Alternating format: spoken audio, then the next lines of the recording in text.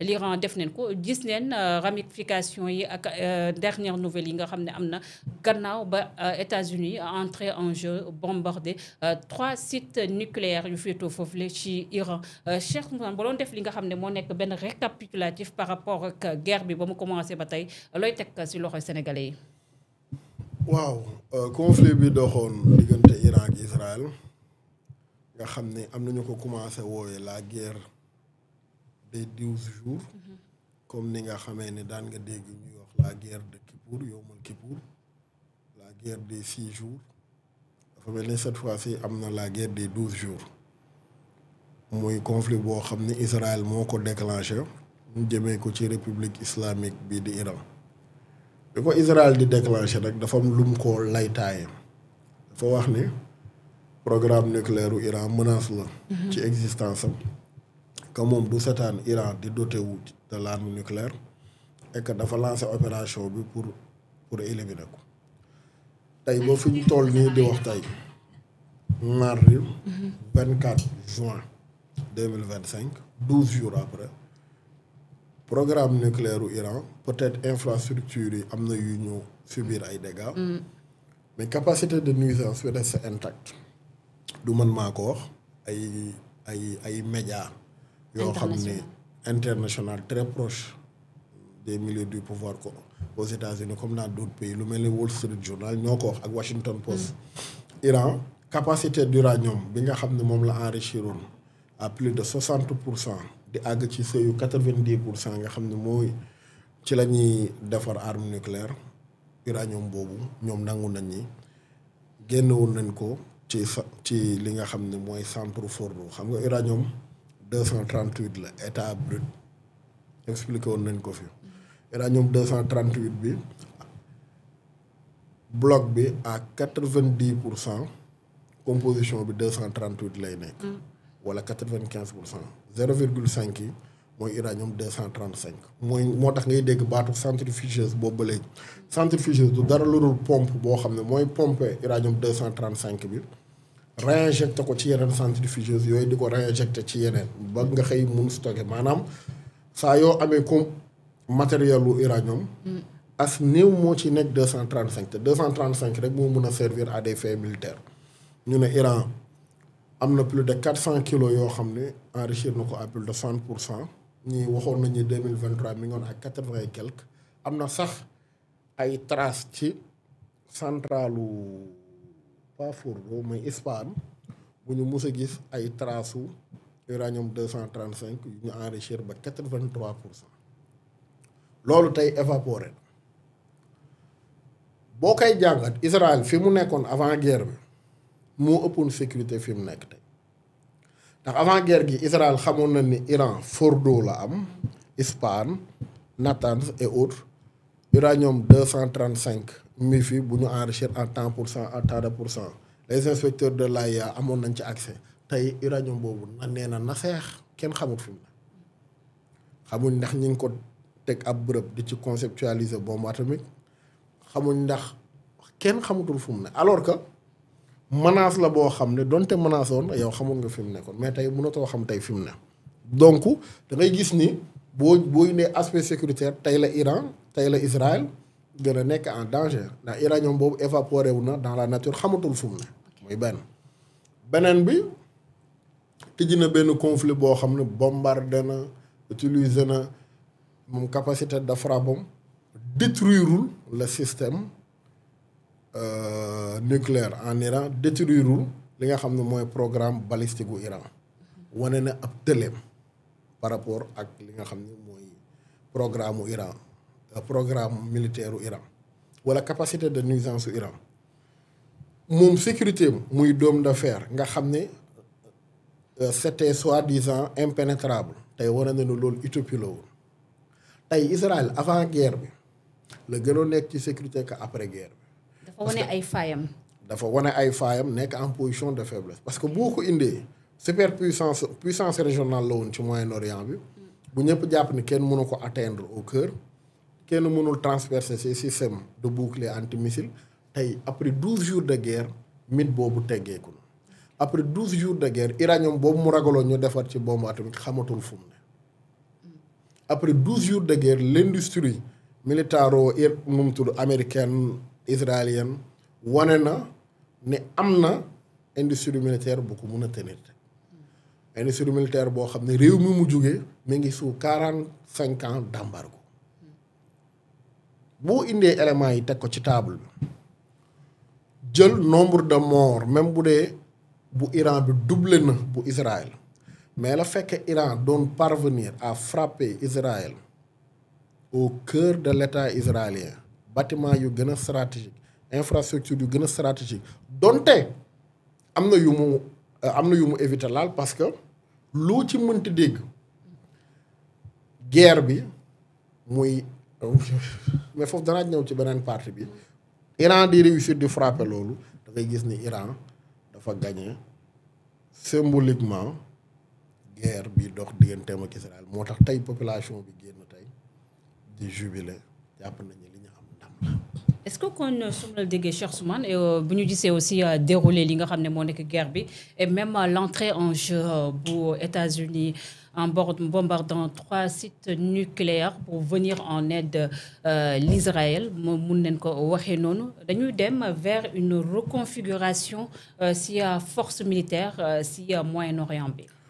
waaw xam nga États-Unis oui rôle bi mu def ci guerre bi ñaar nga xay jàngatee dafa agir pour sauver la face wane ne nu mu tudd la première puissance de l'après-guerre froide perdul li nga xam ne mooy hégémonie nekkul tey en nu mu tudd superpuissance nekkul en décadence moo tax mu mën a frappe yi mais yan frappe la mën a frappe yoo xam ne américains yi keroog bi conflit bi commencé seen satellite yi ñu ngi leen braqué en permanence ci site nucléaire iranien yi Fordo feneen ak feneen bi camion yooyu di retirer barre d'uranium yi seen satellite yi ngi koy gis pourquoi ils n'ont pas réagi pourquoi ñu bàyyi ba mu nekk comme nu ko Mohamed Bass di waxee Mad Nation maanaam ab xottu montagne ñu door ko bombarder pour éviter de faire des dégâts pour éviter de franchir ligne rouge bi face à l'Iran pourquoi Iran bi muy riposter mu prévenir la Qatar prévenir les Américains ñu vider seen base yi mooy da ngay gis ne ak lu conflit bi aju Iran ak États-Unis kenn bëggu ci franchir ligne rouge. donc finalement quel est l'intérêt di dem bombarder des sites vides aussi. moom laa leex ni sauver la face wane ni les États-Unis d'Amérique n'ont pas peur de l'Iran wane ni superpuissance de l'après-guerre froide mi ngi nekk li muy nekk ba tey moo tax man dama analyser keroog intervention boobu comme une démonstration de force pour sauver la face pour wane ni yaa ngi fi waaye beneen bi Trump daf ko def pour jox ñëpp maam tout le monde nu mu tudd maam ku ci nekk am nga loo gañe lu tax man la ku ci nekk am na loo gañe Trump jox na les néoconservateurs de Washington maanaam une intervention en Iran frappé na mais lan la frappé xoot lan la jox iranien yi sauvegarder seen uranium lan la jox israéliens yi une demande satisfaite maanaam frappel mu jox leen ko finalement tout le monde yi gagne ba pare génn na la il est temps de faire la paix dafa am lu ma la waxoon na la généraux wu Pentagone maanaam généraux wu armée américaine bi bu dee am na lu ñu gën a ragal ci Moyen-Orient mooy guerre ak Iran ragaluñ ko parce que dañoo ragal perte face à l'Iran de xam na ni seen capacité de frappe xajul ci Iran et war nañ ko keroog dugg nañ biir Iran bombarder site yi amul benn radar bu leen détecté au contraire dañu brûler lépp à partir ay avion AWACS mooy avion yooyu di am dóom bu rond boobu ci kaw dañ leex na la fi àddina bi tollu tey démonstration de force bi États-Unis def bu noonu Russie sax mënu ko benn réew kese ku mun maam kese déedéet benn réew rek moo nekk ci wetu ginnaaw États-Unis ngir mën capacité de frappe boobu muy la Chine maanaam déployer des avions furtifs dugg dëkk jàmbur brouiller lépp luy fréquence benn radar gisula bombardé ba génn ñu door a yëg ne duggoon loolu benn réew Chine moo nekk ci ginnaaw États-Unis di ko talonné ci wàllum technologie de furtivité boobu Russie li muy nekk grande puissance yëpp investirul ci furtivité moom capacité de frappe la gën a investir donc loolu démonstration de force la woon bu ñu doon wone mais n'empêche xam nañ ni bis bu ñu paree Iran mbooleem base yi nekk ci Moyen-Orient comme ni mu ko defee Qatar day boy loolu le coût en vie humaine Amérique parewu ko fay le coût en dégâts matériels Amérique parewu ko fay le coût en relations rompues parce que heure bu ñu bombarder pays du Golfe yooyu lakk seen machine lakk seen raffinerie pétrolière yi économie bi chuté gis nga dollar bi commencé woon na grimper billet d'avion commencé woon na cher vol yu bëri taxaw coût boobu àdduna bi attanu ko moo tax États-Unis ragal guerre ak Iran parce que États-Unis leurs intérêts dafa nekk à portée de tir de l'Iran. C'est vrai. Ils sont Iran dafa bombardé Qatar rek ñu trouvé accord de paix bi. lu tax maanaam Iran dafa am carte yu bëri face aux États-Unis ay carte yu bëri Hezbollah carte la woon les groupes maanaam les groupes armés fee ci territoire occupé mooy Hamas ak Djihad islamique carte la woon les bases américaines autour de l'Iran carte la le détroit de Dormouz carte la les Houthis ci mer Rouge carte la dafa bëri loo xam ne da ngay xam ne lii ay carte la installation pétrolière u pays monarchie du Golfe yi ay carte la Iran dafa am carte yu bëri yu mu yor. mais justement détroit de Dormouz boobu est-ce que l'Amérique bëri na lu mu ci perte parce que il faut rappeler aussi l'Amérique c'est un pays producteur de pétrole. finalement si toutefois ñoom ñu appliqué woon seen menace boobule. est-ce que nekkul ne la Chine moo ciy gën a perte Cheikh Ousmane. parce que day permettre États-Unis pour mu mën a jaar pétrole am. États-Unis bëri lu muy commerce pétrole. raison de plus pour mu mën a commencer di koy commercer. déedéet loolu utu ko stratégiquement dafa téye stockam di utiliser maanaam stocké jàmbur États-Unis pétrole lu jàmbur li muy bëri pétrole la ko jaral traverser des milliers de kilomètres wàcc biir Bagdad perte ay milliers de soldats pour teg loxo ci pétrole boobu. mais parce que pétrole am nekkul de qualité. non même burul loolu ñoom seen doctrine stratégique dafa am lu ñu tànn mooy utiliser pétrole bi nga xam ne c'est à leur accès. maam c'est accessible pour eux et c'est à portée de main muy beneen bi xam nga pétrole dafa lié ak dollar bi flambée des prix arrangé wul bourse yi muy ñaar beneen bi les pays monarchies là dañoo am deal ak États-Unis lu ñuy woowee pétrodollar. oui ak pétrole contre garantie de sécurité.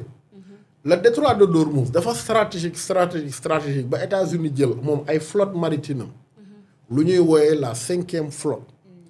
bàyyi ko mu dëkk dans les eaux de Bahreïn ngir protéger li nga xam ne mooy le détroit de Dormouz pour wan la ni mu stratégique yi ñoom États-Unis dafa jël flotte am toute une flotte mooy la 5e flotte elle est basée en permanence dans les eaux de Bahreïn pour mën di def ay intervention rapide bés bu Iran bëggoon tëj le détroit de Dormouz donc zone bu stratégique zone boobu États-Unis à part ñoom seen terre seen suuf zone boobu la ëpp intérêt ca àddina bi mooy le Proche et Moyen-Orient économiquement stratégiquement.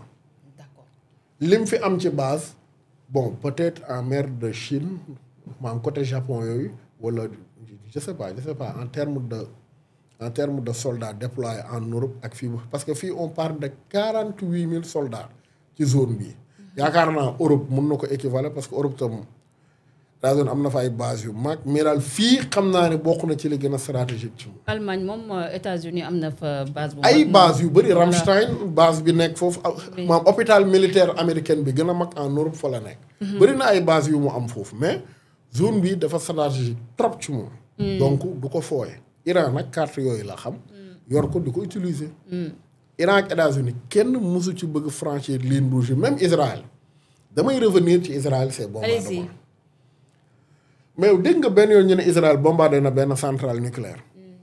Iran ay centrale nucléaire rek la centrale waxuma la site d'enrichissement rek centrale maanaam noyau bi. fañ koy toggee Iran ay centrale rek la Bushehr centrale nucléaire la. mais loolu droit international. waaye Israël dafa faale loolu Israël bombardé ko Syrie. dinañ ñëw ci droit international. ca laa ñëw si en 2007. Bachar al-Assad dafa moom programme nucléaire Israël dafa bombardé centrale bi. Deir ez-Zor lii. dafa frappé bu Deir ez-Zor mu yàqu 93 Saddam Hussein dafa amoon programme nucléaire avec l'appui de la France Israël dafa bombardé centrale bi lu tax bombardé wul centralu Iran yi Deir ez-Zor nu mu tudd Bushehr ak beneen bi mooy bi am eau nu mu tudd fi nga xam fa la ñuy produire am na nu koy waxee eau lourd la xaw moom terme technique bi dama ko fàtte pourquoi bombardé wu ko parce que xam na ne su ko bombardé day franchir li ñuy wax ligne rouge Iran bombardé wul Dimonia en Israël pourtant c'est à portée de tir mais pourquoi defu ko mooy lu guerre bi di bëri kenn ci ñoom nangul franchir ligne rouge bi tamit moo tax nga war a xam ni Israël daf doon noppee rek mais xam na bu baax fi mu doon teg tànkam. Tout à fait.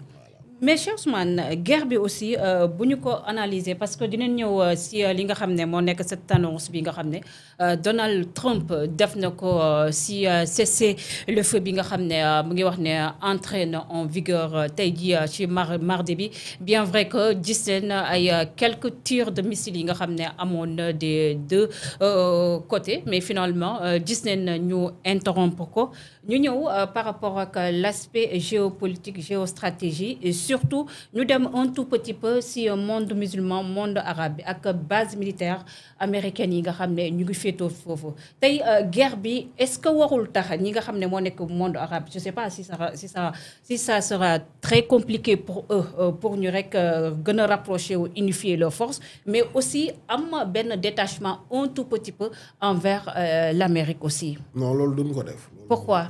Parce que il faut rappeler que ñoom am nañ pétrole am nañ xaalis mais l'aspect sécuritaire aussi foofu dañ fa am défaillance. même aspect sécuritaire mën nañ ko jënd. ndax sécurité moom alal la kay def. oui ñoom am nañ ko ba mu bëri mais duñ ko def dama lay expliquer la pourquoi. tout en un début lu nekk dafa am fu mu tàmbalee.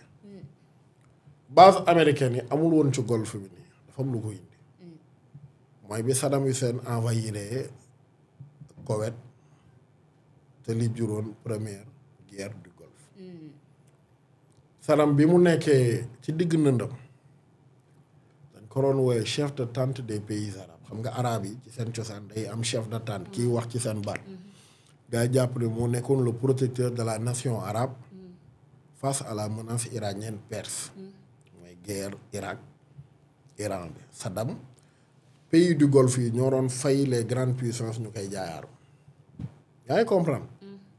bi Saddam envahiré Koweït prince Koweït yi daw exilé au Caire boobu Caire mun nga ne moo nekkoon Dubaï yu tey maanaam ak Beyrouth Liban maanaam ñu yooyu lañ doon wooyee su monde arabe bi boobu Abu Dhabi Dubaï yi développé wul ni loolu dafa créé woon benn psychose ci prince monarchie du Golfe yi ba ñu tiit réunion bi généraux ak chef département maanaam de la défense américaine bi def boobu Fahd rahimahullah mooy roi bu Arabie Saoudite le prince Abdallah maanaam le roi Abdallah moo nekkoon prince héritier ministre des affaires étrangères bi ñu defee réunion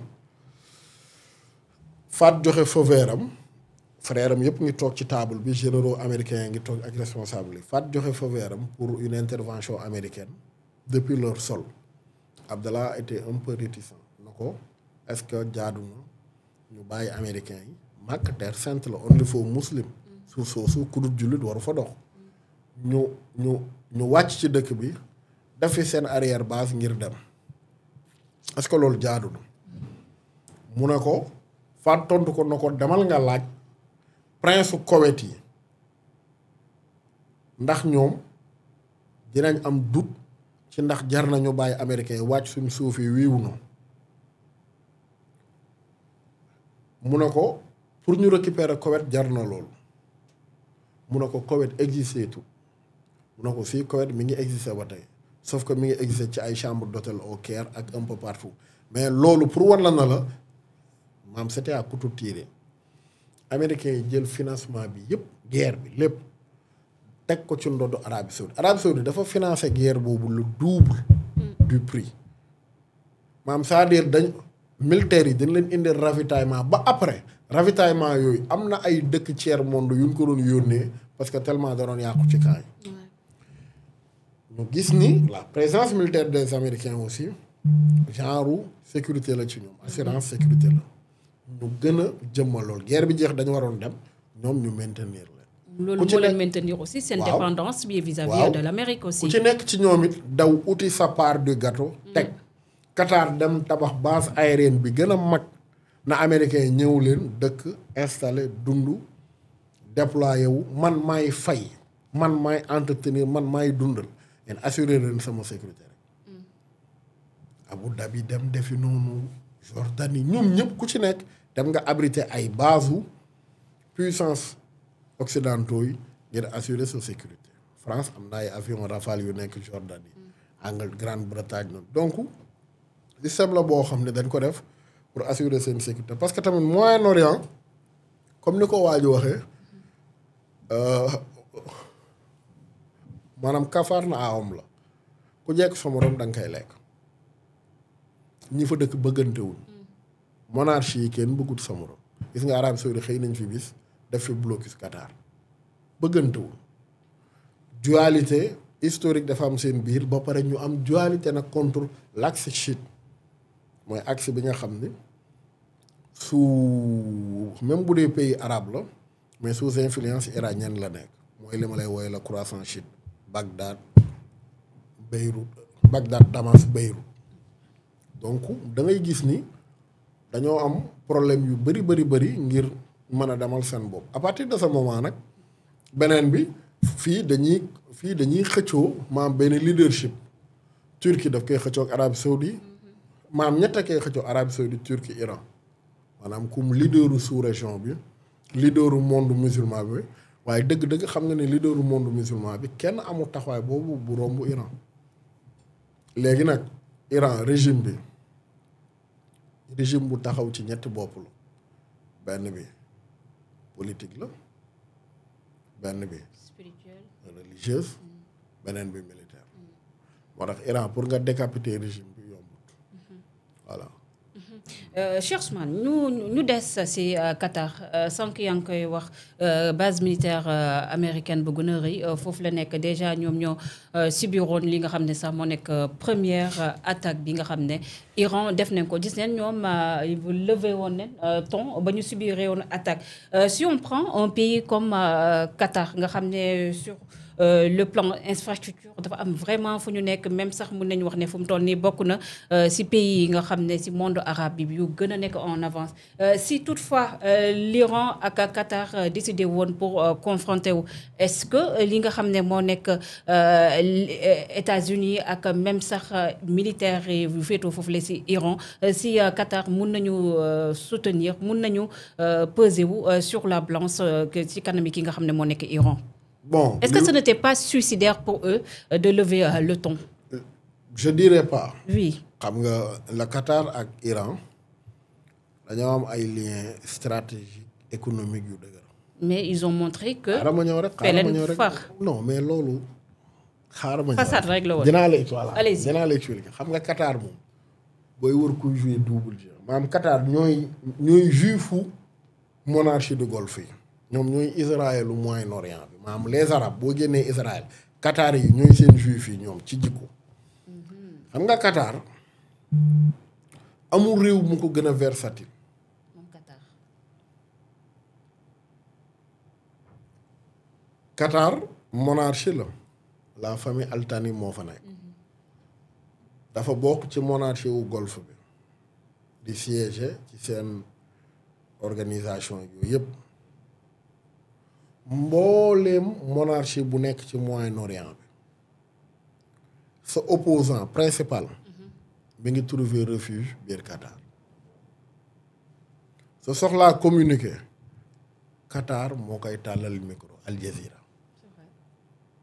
maanaam Qatar moo abrité base bi américain yi di déparé di bombardier ji Ben Laden di ko wër su Ben Laden bëggee wax ak àddina bi Qatar la xëy jaare la loolu nit ñi mosuñ ko laajteel loolu anam bi américain yi di wër Ben Laden ci àddina bi daf ko ennemi public number one di bombarder montagne Tora Bora yi pour xam fu mu ne bu Ben Laden moom bëggee wax ak àddina bi moom Qatar la xëy waxee maanaam Qatar gi nga xam ni avion yii wëri Ben Laden pour rey ko fa lay décoller fa la Qatar foofu la Ben Laden di waxee mooy politique bu versatile boobu Qatar am maanaam politique diplomatie bu salte la am. li ko lié ak Iran dafa bëri. dañoo bokk gisement de gaz bi nga xam ne mooy deuxième xaw ma troisième réserve mondiale moom ak Iran ñoo ko séq. mooy gisement bu stratégique boobu. léegi gisement boobu Qatar dafa am projet oléoduc. baal carte bi maam lu may expliquer njàkk xam nga Qatar a ngi nii Doha. mi ngi janoog Iran golfe Persique bi. dañoo am gisement de gaz bi nekk fii mooy deuxième wala troisième bi gën a stratégique au monde. golfe Persique baa ngi nii. waaw léegi gisement de gaz bi nekk ci ndox bi. xam nga gaz ci ay pipeline nga xay def. Qatar dafa amoon projet oléoduc bu war a jugee fii jaar Irak xoolal jaar Syrie traversé pour ravitailler Europe. Iran am ko moom ci même gisement bi bu war a jaar Irak. jaar Syrie ravitailler Europe. da ngay expliquer fii sa écran bi su ko defee les internautes ñu mën a comprendre. Qatar moo nekk nii. Iran moo nekk juste à côté golfe Persique bi. ñoo séq golfe Persique bi ñoom ñaar nii fii dafa am gisement de gaz bu stratégique bu fi nekk dañuy wax deuxième wala troisième bi gën a mag ci monde bi. léegi gaz yi ku nekk ci ñoom bëgg nga ko génne jaay ji ko Europe. Europe dañ dépendant trop ci gaz bëgg nañu am alternative ci gaz russe. c'est vrai Qatar am projet oléoduc buy jaar ni jaar Irak jaar Syrie dem. Iran am ko Bachar al-Assad mii préféré bu Iran bi parce que Iran mooy allié stratégique am bi régime am yëngoo moo ko jàppale. Qatar financé rébellion bi depuis Turquie. allié moom maam allié am ci wàllu doctrine religieuse la doctrine des frères musulmans. jàppale Turquie mii Turquie jàppale rébellion bi ne fii pour ñu renverser Bachar al-Assad. lii moo déstabiliser Syrie projet oléoduc parce que Bachar alawite la. alawite minorité chiite lañ.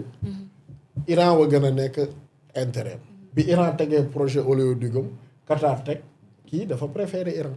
léegi Iran mii moo contrôlé mun nga ne Bagdad Damas Beyrouth lii la ñuy wax l'axe Chine fii mooy cosaanu monde arabe Irak Syrie Liban bu ñuy wax nation arabe lii wa tax ñuy wax mais su influence iranienne la ne loolu neexul saoudien mi neexul bloc bii nii yëpp est-ce que ay comprendre donc pour nga xam ne Moyen-Orient bi yëpp jet d'intérêt Bachar mii dara jëlewu ko fa du démocratie du dara lenn rek ko fa jëlee Qatar mii daa bëggoon oléoducam traversé dëkkam ngir jaar Turquie mën ravitailler Europe.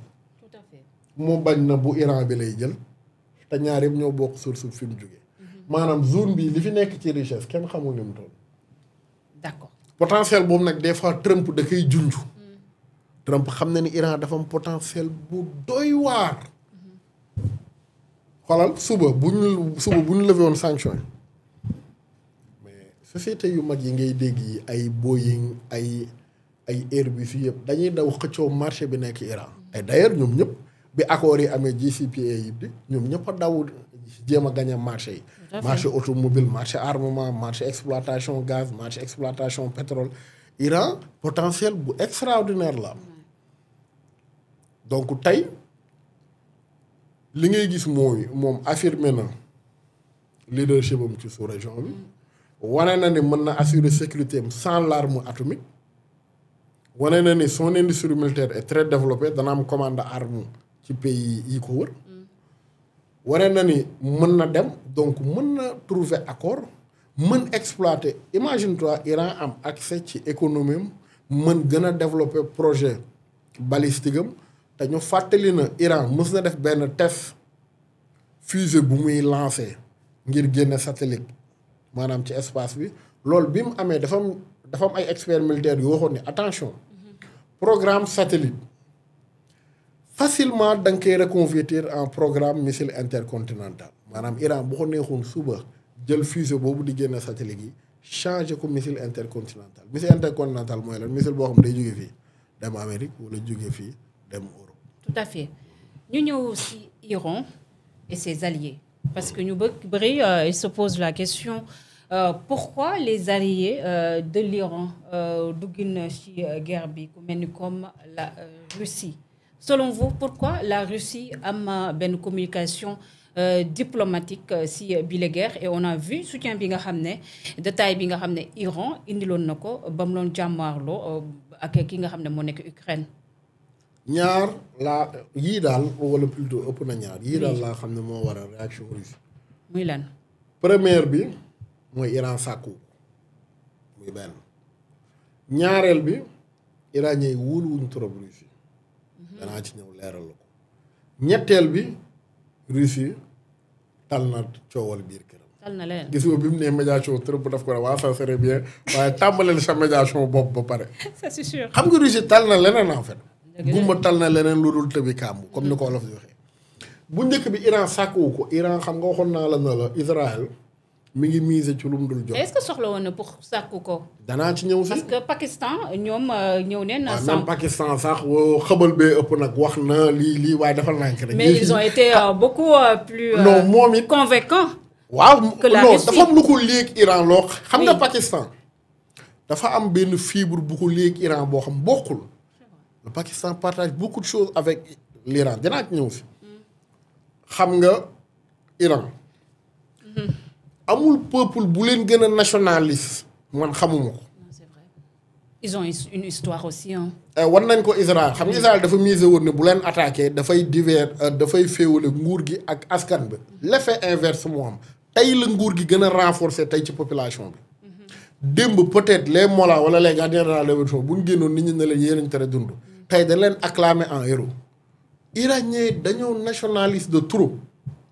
moo tax Iran nanguwul benn réew am base ci dëkkam nanguwul benn réew am contrôle ci système am d'ailleurs loolu dafa juróon coow ci gouvernement Hassan Rouhani. Hassan Rouhani bi mu nekkee président dafa am benn aile biir Iran bu doon jiiñ na le régime est trop à la merci de la Russie tey suñu survie ci loxo Russie la rek ñoom nanguwuñ loolu. accord stratégique bi mu signé ak Russie dafa ci clause su ma nekkee ci guerre nag may jàppale pour war la sentiment de fierté wu iranien benn mooy première ba beneen bi Russie ak États-Unis maanaam ku ci nekk da ngay éviter heurter sa morom quand même ñaari puissance nucléaire yu ragalante la. parce que y a déjà li nga xam ne moo nekk cette loi sur l'ingérence aussi. loolu benn la beneen bi Poutine cherche un accord de paix ak Trump quand même. dëgg la ça c'est vrai. ñetteel bi. c'est un peu sensible mais il y a une forte communauté juive en Russie. Ça c'est vrai aussi. oligarque russe yu bëri ci àddina bi nationalité israélienne lañ yor. xam nga loolu. maanaam oligarque russe yu bëri yi nga xam ne nekkuñ biir Russie dañ génn di dëkk di vivre en France et autres. nationalité russe nationalité israélienne lañ yor ba ci ñoom Abramovitch yi am nañ ko daf leen di protéger donc Israël dafa influent ci digg maam faire de décision yi nga xam ne moo nekk en Russie donc li leen lié dafa bëri donte Russie Iran allié stratégique am la mais dañu am ay divergences sur beaucoup de dossiers par exemple Syrie bokkuñ ci woon intérêt. d'accord donc loolu benn la. donc Russie moom lii moo tax man ma gëm ne intervenir. et la Chine dans tout ça aussi. Chine it politique am dafa am nu mu koy def Chine amul politique interventionniste. loolu du doctrine au contraire loolu daf koy. moom loolu daf koy xeex sax daf koy dénoncer ravitaillé na quand même Iran en termes de munitions et de radar ci première frappe bi ñu amee moom rek ko doon mën nga ne avion cargo yi ëpp yi doon atterrir Téhéran from China voilà. donc moom loolay doctrine am.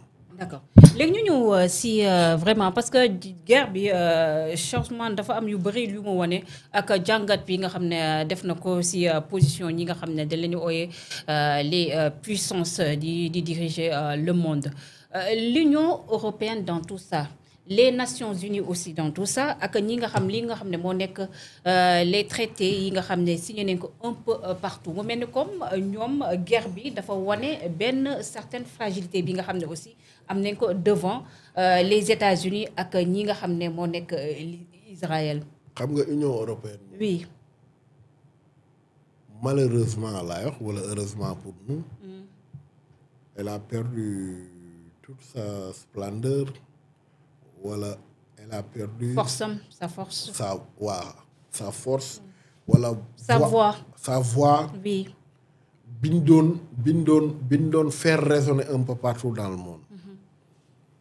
politique gu Union européenne politique gu médiation loolu mooy quand les États-Unis s'embourbent ñun ñu initier médiation ngir génne ci nit ñi mais loolu c'était des leaders charismatiques yu am hauteur mais yu am les épaules assez larges pour def loolu. Et Macron n'incarne pas xaaral danaa ñëw je ne cesserai jamais de citer le président Jacques Chirac ay Gerhard Schröder Angela Merkel nga bëgg ko nga bañ ko bëgg ces leaders là dañu amoon le courage de leurs idées le courage de dire non. Encore une fois États-Unis attentat 11 septembre yi àddina bu tukki la woon ñu ne l'Amérique entre en guerre soit vous êtes avec soit vous êtes contre Chirac génn na leen je suis contre mais loolu kan moo ban président français yow tu penses que Macron a le courage de voir Trump les yeux dans les yeux et lui dire non. mais il a condamné bombardement yi nga xam ne. Israël Trump def na ko waaye Israël dañ ko booree ci yëf yi xoolal dañ ko mais condamné na Cheikh Ousmane loolu nangul kaka. xam nga condamné lan la. voilà il a condamné waaye boolewuñ ko ci. première fois bi lu mu oui. Si l'Iran attaque Israël nous allons aider Israël à se défendre Israël woowu ko ñu laaj ko mu ne waa j'ai vu que Israël sollicité bu ñu ko sollicité woon barkial mu def ni Trump. Dernier président français digne de ce nom Jacques Chirac la yàlla na ko yàlla yërëm. dee na Europe moo amatul leader digne de ce nom muy benn. beneen bi Trump won leen na leen vous n'êtes rien du tout. Valérien. Vous ne valez rien du tout gis nga médiation bi Europe initié ni bul foog ne dañ ko defoon pour la paix revenir de dañ ko defoon pour leur propre sécurité parce que bi Israël commencé sonn ñoom dañoo jàppoon ni Israël ci renseignement yi ñu am bu naree perte guerre bi dana utiliser l'arme nucléaire contre l'Iran. Et man je pense que est-ce que man je pense que sax en partie bokk na li nga xam ne moo tax Trump intervenir. ci laay ñëw si parce que pour éviter catastrophe. voilà et que ñoom loolu bu amoon. Poutine ndeyam ale bi utiliser ko contre Ukraine ñoom seen sécurité moo leen tax a daw gis nga européens yi saa yoo leen gisee ñuy daw di xeex rek seen bopp la. mais dañoo am aussi psychose guerre. mais xoolal ca lañ daw woowu ministre des affaires étrangères iranien automatiquement dañ ko ne arrêté le bombardement mais yéen kii na leen yéen da ngeen a def man ñu may attaqué ngeen naan ma arrêté le bombardement boobu ñoom dañ doon ragal Israël dem ba franchir ligne rouge gis nga Israël bu doon utiliser l'arme nucléaire. yow doo ci teg ci da nga ko dégg fële ci Ukraine parce que Poutine tey soxla na alibi bu ko jox la parce que arme nucléaire loo ci mënti dégg kenn bëggul ñu ne la après Hiroshima ak Nagasaki yow yaa ko utiliser donc loolu am na ci loolu ça pèse ci bopp président yi muy beneen bi organisation internationale yi Nations Unies convention traité yi ñu signé mais loolu George Bush moo ko enterré en 2003. c'est vrai Bush moo xëy bi xool Afghanistan envahir ko. Bush moo xëy bis xool Irak envahir ko sans feu vert ONU loolu mais ci lañ enterré doole bi ONU amoon ci lañ enterré beaucoup de choses donc da ngay gis ni organisation yi dañ ko war a tëggaat après deuxième guerre mondiale ci la juddoon am doole mais après deuxième guerre mondiale wala après deuxième guerre du Golfe mun nga ne tey ONU tour la rek régleetul dara autant vous vous rappelez Kofi Annan leadership bi mu amoon charisme bi conflit médiation yi mu daan def boobu la Nations Unies amoon cëru Nations Unies mais Nations Unies Bush enterré na ko les Américains enterré nañ ko en 2003 tey tour la rek Israël faalewu ko reconnaître ko États-Unis faalewu ko au fond da ko daan utiliser rek pour se servir pour s'en servir pour. donc ces traités yi nga xam ne aussi si ñu ngi koy brandir un peu partout c'est pour les faibles. waaw traité yooyu c'est pour les faibles. Pour les pays du tiers monde comme ñun comme ces pays ni mu nekkee pour nos présidents rek président américain day def des milliers de victimes ci benn mandat mais kenn du leen yóbbu ces pays ñoom ratifié wuñ ko sax ñoom far. La Palestine dans tout ça dans cette guerre. La Palestine elle est oubliée à son propre sort loo ci mënti dégg les Palestiniens moom c'est fini.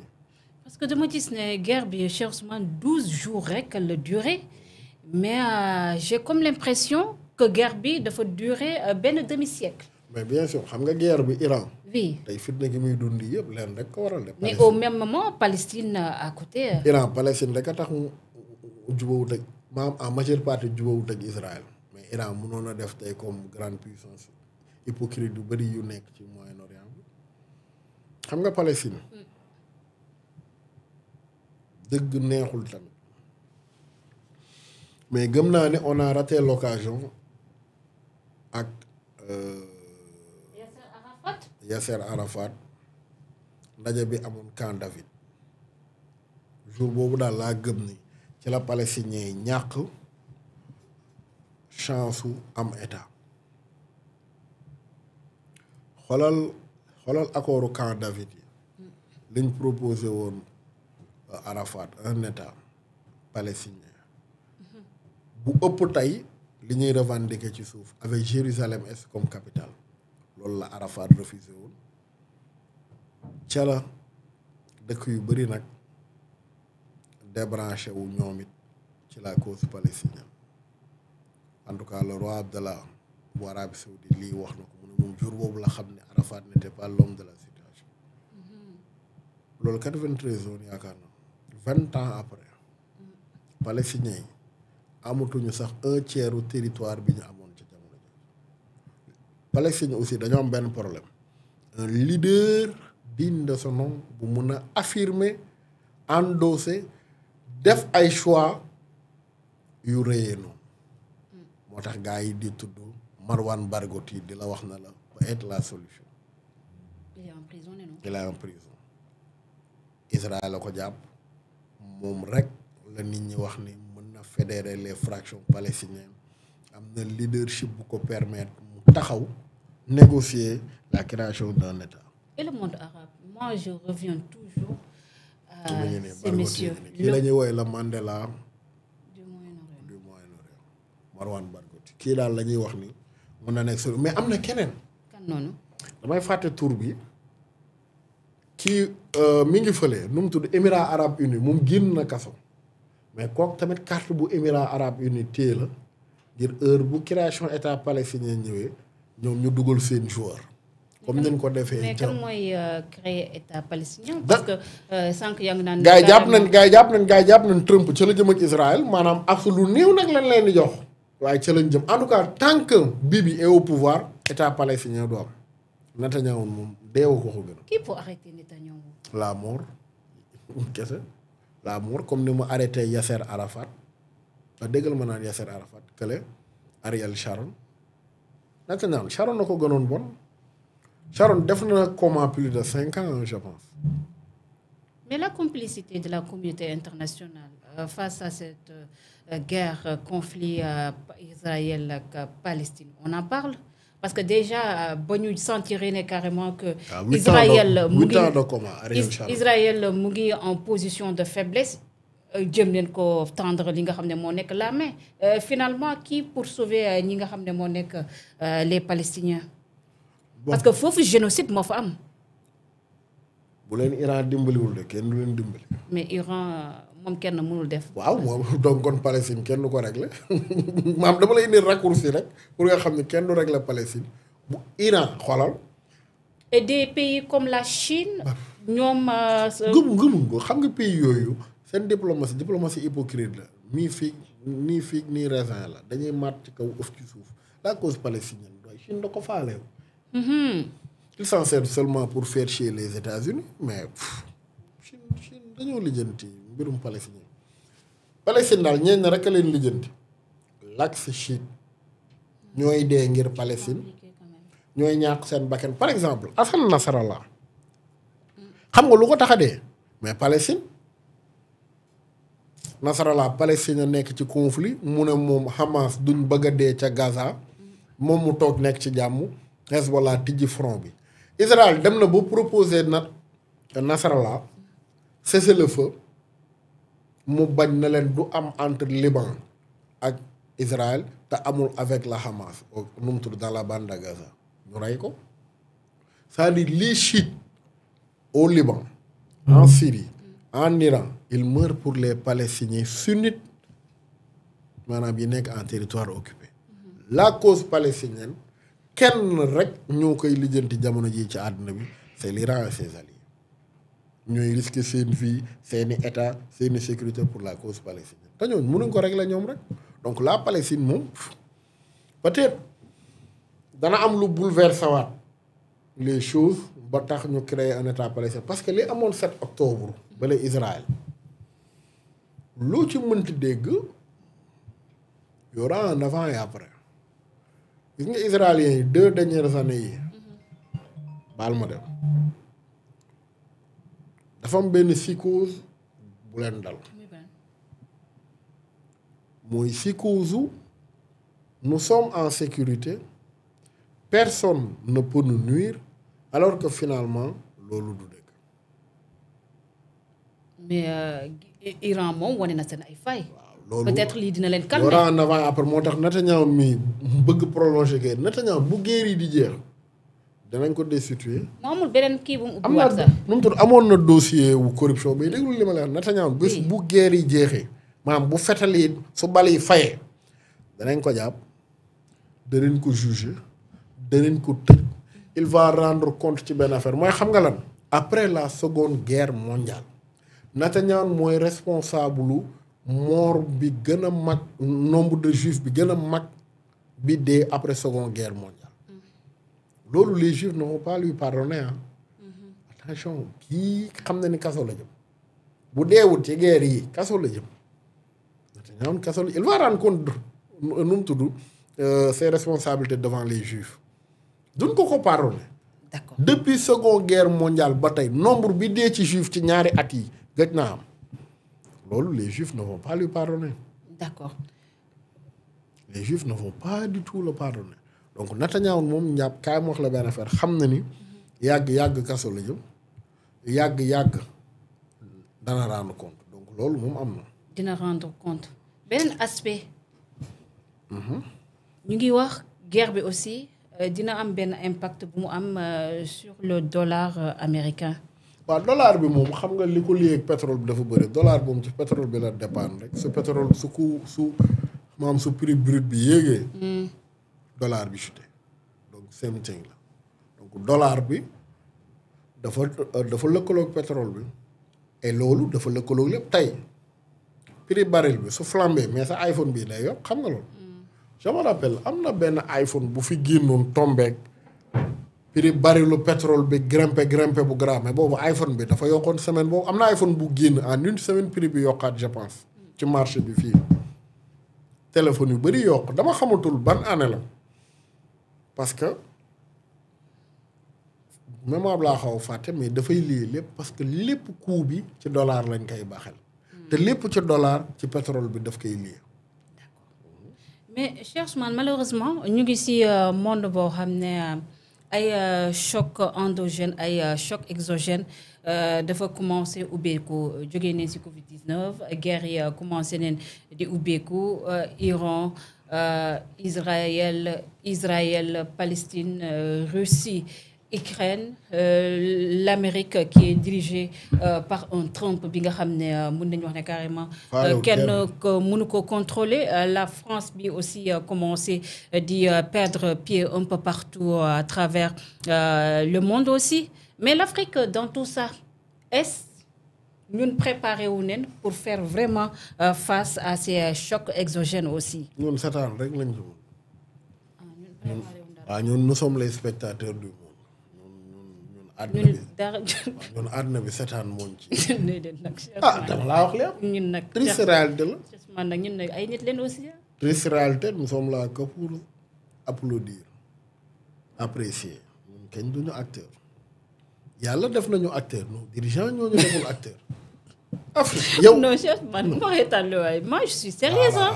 popcorn nu seetaan lu leer nga wax de yaa nee na laal popcorn nu seetaan ma ne ko dëgg la de voilà je pense que Galaxy Note 7 la woon. ñun loolu rek laal popcorn nu seetaan teg la suñuy tànk bu jeexee ñu applaudir bu jeexul ñu jàll ci leneen. mais chef man on en rigole mais est-ce que xam nga ni on doit en pleurer est-ce que xam nga ni ñun suñu dëkk man de du ma ci pleurer ndax ñun. mais on doit en pleurer parce que si on prend le cas du Sénégal.